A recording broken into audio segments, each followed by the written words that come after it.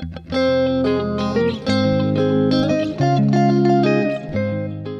monde, il me fait encore rêver pour plusieurs choses.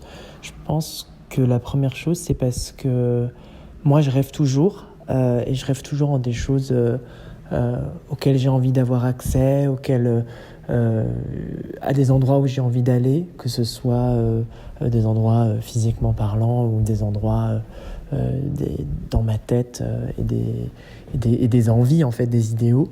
Donc c'est une manière de me faire toujours rêver puisque je me sens toujours habité par ça et stimulé par cette frénésie d'aller de l'avant et d'arriver quelque part pour être comblé. Donc c'est du rêve, ça peut être je sais pas, un rêve professionnel, un rêve d'amour, un rêve, donc tout ça c'est du rêve. Et puis il y a aussi des choses très très simples. Il y a beaucoup les paysages, la nature me fait rêver. Je suis ébloui par la vision d'un lac, de montagnes. Je me souviens d'un souvenir. Je me souviens d'un jour avoir fait.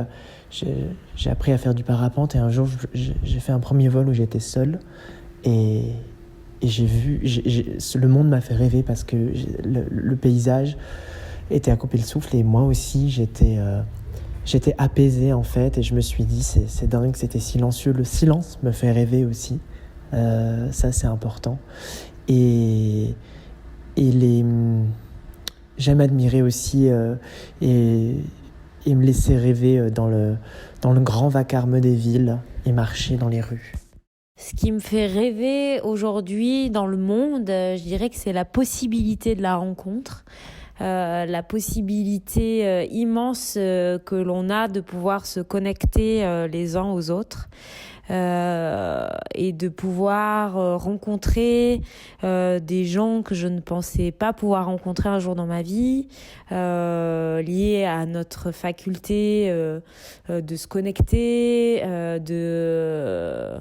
d'échanger, de créer toujours des situations nouvelles pour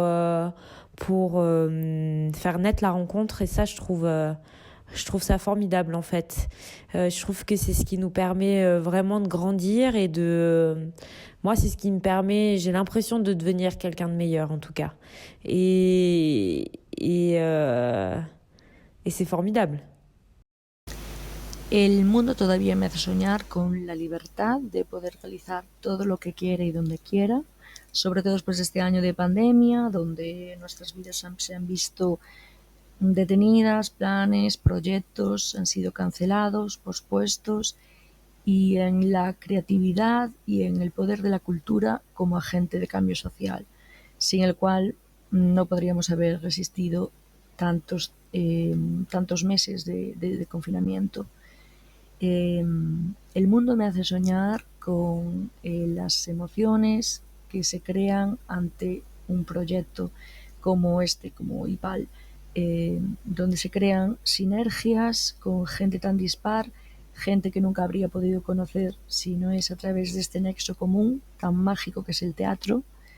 Y al igual que Calderón de la Barca, que es un autor español de teatro, en su obra La vida es sueño, él dice: la vida es sueño y los sueños son. Es decir, creo que debemos tomarnos la vida como si fuese un sueño y disfrutarlo al máximo.